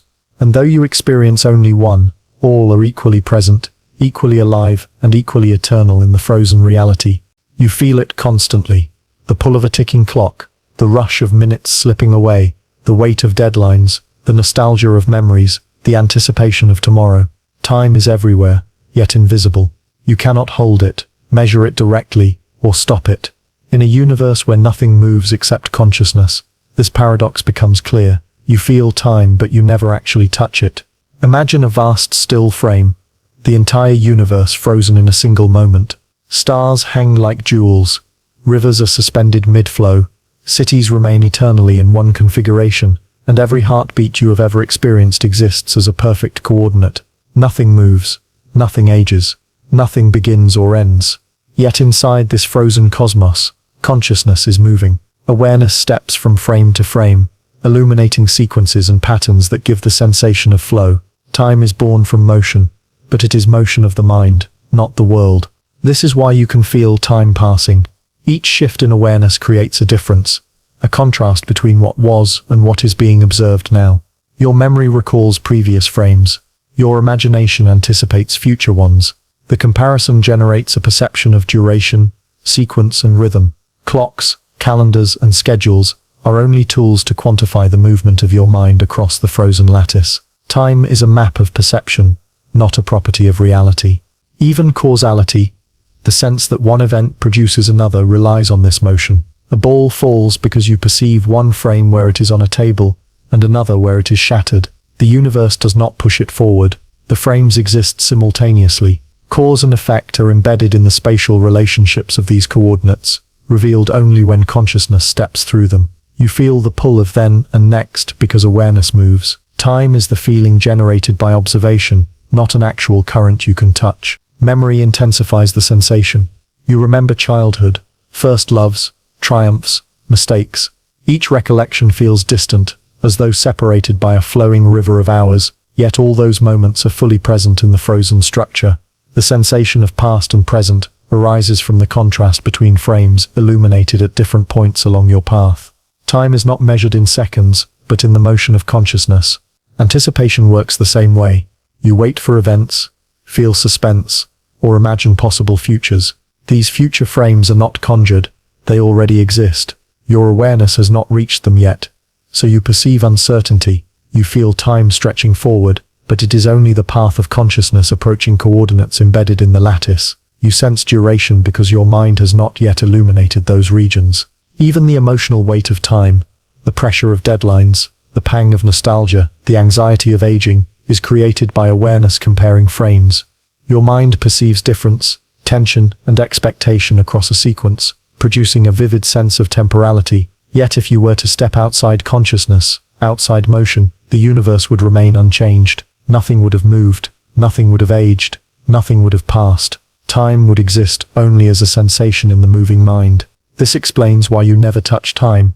You can feel it in memories, in anticipation, in rhythm and causality, but it is always mediated by awareness. There is no river to grasp, no arrow to hold. The universe itself is a frozen tableau. Your mind moves, and the illusion of duration arises. Time is the shadow cast by consciousness on the still world. Even the smallest gestures, a heartbeat, a sigh, a glance at the clock, illustrate the same principle. You are always aware of the contrast between frames, never of a moving now in the external world. The flow of seconds, the passing of hours, the march of years are internal phenomena, generated by the stepping motion of awareness across frozen coordinates. Ultimately, you feel time because your consciousness moves. You cannot touch it because it does not exist outside your perception. Time is a sensation, a rhythm, a pulse of awareness, navigating an eternal, unchanging cosmos. The universe remains still, you move, and in that movement time is born. You have always imagined yourself as a passenger in life, carried along by time, tossed from event to event, helpless in the flow of reality. You see the past slipping behind you, the future rushing toward you, and you feel as though you are simply along for the ride. But in a universe where nothing moves except consciousness, this view is backwards. You are not a passenger, you are a traveler. Imagine life as a vast frozen gallery, each frame a fully realized moment. Every event, thought, and sensation exists perfectly, complete and immutable. The world does not push forward, stars do not fall, rivers do not flow. You move, and in that movement, experience awakens. You are the traveler navigating the landscape of moments, the only thing truly in motion. This reframes the notion of agency. Choice, action, reflection, all arise from your movement through the frozen lattice of reality. The sensation of decision is not the universe shaping you, it is your awareness illuminating frames in sequence. Tracing paths through the eternal structure, you experience one trajectory, but every other possibility exists in parallel, fully formed, like alternate corridors in a cosmic maze. You are not being carried, you are walking. Even memory and anticipation reinforce this traveler perspective. You recall past moments because your awareness moves backward across frames. You anticipate the future because your consciousness can step forward or sideways to frames not yet encountered along your primary path. Travel implies motion, but the motion is internal, of mind across coordinates, not external, of the universe itself. The self is not passive, it is the engine, the guide, the traveler tracing a route through an eternal city of moments. Consider your emotions, fear, joy, longing, curiosity. They are not reactions to moving time. They are signals guiding your conscious movement across the lattice, highlighting frames that resonate or warn, illuminate or conceal. You navigate by feeling. The traveler senses the terrain, weighs the paths, moves according to perception and reflection. There is intention, rhythm, and direction, all arising from the motion of awareness itself. Even identity emerges from this journey. You are not static. You are not a fixed passenger, drifting along a river of time. You are a pattern traced by consciousness moving through frames. Every frame you illuminate leaves an imprint on awareness, a thread that stitches together the narrative called self. Without motion, there is no story, no awareness, no I. The self is born in travel. Death too becomes a waypoint, rather than a cessation of the journey. Reaching the edge of your trajectory does not erase the traveler or the path. It merely concludes that specific route through the lattice. Other coordinates exist, other sequences await, yet the traveler you are now has completed the motion of this journey. The frozen universe remains intact, full of paths and frames, waiting for awareness to illuminate them once again. Even the most mundane moments, walking down a street, listening to music, sipping coffee, become acts of travel. Each sensation, each perception, each thought is a step into a new frame. You traverse landscapes already complete, discovering novelty not in the world itself, but in the motion of mind across the structure. Life is the journey. You are the traveler, not a passive recipient. In this way, the self is liberated, no longer bound by the illusion of a moving universe, no longer swept along as if carried by a current. You exist as an active traveler, exploring a frozen cosmos. The world is still, eternal, complete, and infinite. Your awareness moves, you navigate, you illuminate, you experience. The self is a traveler, not a passenger. Every step, every frame, every contrast and pattern exists because you move without movement. There is only stillness, perfect and silent. With movement, the frozen universe awakens, and life, consciousness, and reality itself emerge. You are not carried along time. You are the traveler walking across eternity. You have always imagined stopping as the end of time. You pause, freeze in thought, hold your breath, or close your eyes, and it feels as though the world has slowed, as if the seconds themselves hesitate. Yet in a universe where nothing moves except consciousness, stopping is not the halting of time, it is the absence of your own motion through a frozen cosmos. Time, in this view, never existed to begin with. Imagine a vast, still panorama, the entire universe captured in a single, infinite frame. Stars hang frozen in the sky, rivers are suspended mid-flow, cities are fixed, and every heartbeat you ever experienced exists fully in its coordinate.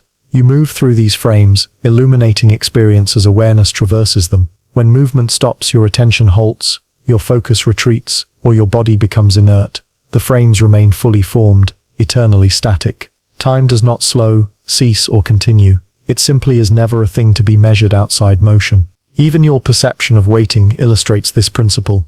You feel the seconds stretch when you are idle, impatient, or anticipating something. Yet these moments are not passing. They exist already, fully detailed, in coordinates that your awareness has not yet illuminated. The sensation of time dragging arises from the contrast between frames in consciousness, not from a universal current. The stopping of motion within you does not halt the universe. It merely pauses the experience of traveling across it. Consider sleep. Your body and mind stop acting in the conventional sense. Yet the universe remains perfectly complete, untouched by your inactivity. Consciousness may drift sideways through the frozen lattice, visiting frames in dreams or subconscious exploration. Even in apparent stillness, your awareness may illuminate coordinates, producing subtle movement. Stopping is therefore not the absence of all motion. It is the absence of deliberate stepping along a conscious trajectory in the frozen lattice. Even fear, grief, or contemplation can feel like stopping time. You fixate on a moment, ruminate, or gaze into memory, and the world seems to hold its breath. Yet this is only the stasis of awareness within one frame. The universe does not respond. Nothing ceases to exist. Frames adjacent to yours are complete, eternal, and untouched. Your motion paused, but the lattice remains, perfect and infinite. This perspective also reframes the concept of eternity. You may imagine a static world as lifeless, a tableau without progression. In reality, the universe has always been complete. No motion exists, except the stepping of consciousness across it. Even when movement ceases, all frames persist, all events exist, and all lives unfold somewhere in the frozen lattice. Stopping consciousness does not erase the world, it merely pauses your illumination of it. Even ordinary activities, breathing, blinking, shifting position, demonstrate this principle. Your perception of time during these movements is entirely a function of awareness tracing frames. Stop moving, and the illusion of passing seconds halts. Yet the universe continues to exist in complete static coordinates, independent of your motion. Time is not something flowing that you can touch. It is the experience created by your movement through the unchanging structure. Ultimately, stopping is not the cessation of time, because time was never real outside motion. It is the suspension of your own stepping, the pause of awareness traversing the lattice. The frozen universe, vast and intricate, remains perfect and eternal. Moments do not pass or vanish. You do. When movement stops, the sensation of time halts, but the structure of reality remains untouched. Nothing ages, nothing decays, nothing flows. Awareness is the only motion in the cosmos, and when it rests, the universe simply is. Time is the echo of movement, and in stillness, you realize there is no river, no arrow, no current, only frames, only you, only motion. Every journey must have a conclusion, even if the universe itself does not move. The final step is not an ending of existence. It is the ultimate illumination of consciousness in a frozen cosmos. Imagine your life as a path through an infinite lattice of frames, each moment preserved perfectly, each sensation, each thought, each heartbeat captured and complete. Every choice you made, every path you did not take, every dream, memory, and alternate life exists in this eternal architecture. The final step is simply reaching the last coordinate of the path your awareness traverses in this sequence. It is here that you encounter the eternal now, a moment that contains all others simultaneously. Past and future converge, not in motion, but in the full presence of what already exists. The laughter of childhood, the regrets of yesterday, the hopes of tomorrow, they are all accessible at once, frozen yet complete, waiting for awareness to illuminate them. You step into this frame fully, and the sensation of linear time dissolves entirely. There is no before, no after, only a panoramic presence of all moments. Even death, which once seemed a boundary, transforms in meaning. You do not vanish. You do not drift into nothingness. The final step is not cessation, but culmination. Your awareness, having traced one path through the frozen lattice, reaches a coordinate where this trajectory concludes. Every frame of your life remains intact, unaltered, eternal. The universe does not end. Your stepping through it simply pauses at the edge of this particular path, fully conscious of the totality behind and ahead. The final step also reframes identity. The self, which has been traveling, choosing, moving through sequences, encounters the ultimate perspective. The realization that all versions of you, the one who stayed, the one who left, the one who dreamed sideways, the one who hesitated, exist eternally. Consciousness, at its peak, sees itself not as singular or linear, but as a node illuminating a vast lattice of pre-existing frames. You are both unique and infinite, a traveler in a cosmos that never moves. Even suffering and struggle acquire a new clarity here. Pain, loss, confusion, longing, all the sensations you experienced along the path are coordinates preserved, fixed in the lattice. They do not vanish, but the traveler now sees them fully, without the illusion of time pressing forward. The final step does not erase experience. It reveals it in its totality. Every sorrow, every joy, every fleeting moment is present in perfect balance, illuminated together in the eternal now. This culmination also transforms understanding of motion and perception. Movement is not the universe flowing, it is the stepping of awareness. The final step is the ultimate motion, where consciousness has reached the furthest point along its trajectory. Yet even here, the lattice extends infinitely in other dimensions, other paths, other possible lives. The final step is final only for this trajectory, not for reality itself, which remains eternally complete. In this moment, you realize why time always seemed to slip through your fingers. You felt its passage because your awareness moved. You never touched it because it was never a river, never a line, never a current. Time is the sensation of motion through a static structure, and the final step is the full comprehension of that truth. You are the traveler, the lattice is still, and the eternal now is revealed in every coordinate you have illuminated, and will illuminate. The final step is the apex of perspective. It is the awareness of the eternal lattice in which every frame, every life, every possibility exists simultaneously. The universe is complete, unmoving, perfect.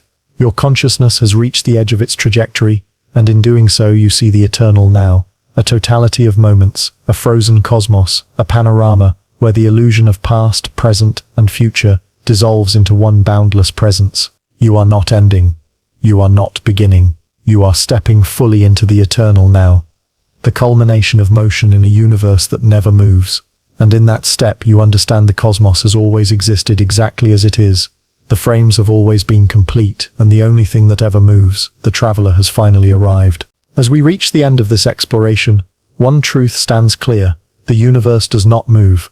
Stars do not traverse the sky. Rivers do not flow. Moments do not pass. Time, as you have always known it, is not a current sweeping reality along. It is the echo of motion, the movement of consciousness, through a perfectly preserved lattice of existence. The sense of past, present, and future arises entirely from the stepping of awareness across the eternal architecture of frames, each complete, each immutable, each containing every detail you have ever lived or could have lived. Life, then, is the journey of the traveler, not the passage of a passenger. Every sensation, every choice, every fleeting emotion is created by the motion of your awareness illuminating frames in sequence. Birth, death, joy, suffering, memory, dreams. They are not events flowing through time, but coordinates in a frozen cosmos, revealed one after another by the motion of the self. You do not move the universe. The universe moves only through your perception of it. You are the pulse, the light, the motion that animates a perfectly still structure. Even paradoxes, which once seemed insoluble, the sensation of déjà vu, dreams that bend reality, parallel lives, the fleeting weight of choice, become intelligible. They are not glitches or illusions. They are the natural consequences of a consciousness stepping through a lattice that is complete, infinite, and motionless. Every what-if, every path not taken, every fragment of experience exists fully. You experience one trajectory, one path, one stepping sequence, and the rest wait, eternal, silent, preserved in the architecture of reality. Death, in this framework, is not cessation but arrival. It is the final step along one trajectory, the edge of a path your consciousness has illuminated. The frames remain eternal, perfect, and unchanging.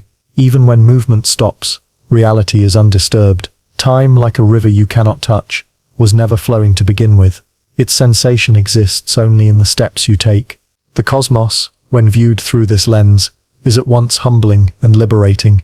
Every moment you have lived is preserved. Every life, every choice, every emotion, every dream exists. Somewhere in the lattice, you are not lost. You are not ephemeral. You are the traveler tracing a path through eternity, creating the illusion of passage while the universe remains perfectly still. And so, as your awareness continues along the frozen lattice, as you illuminate frame after frame, you carry with you a new understanding that the motion of consciousness is the only motion that exists, and that what you have always called time is nothing more than the feeling born of your travel. You do not move through time. You move through the eternal now. The universe is still, unchanging, complete. And you, always you, move. Time has never moved. You have. And in that movement, life, meaning, and reality itself arise.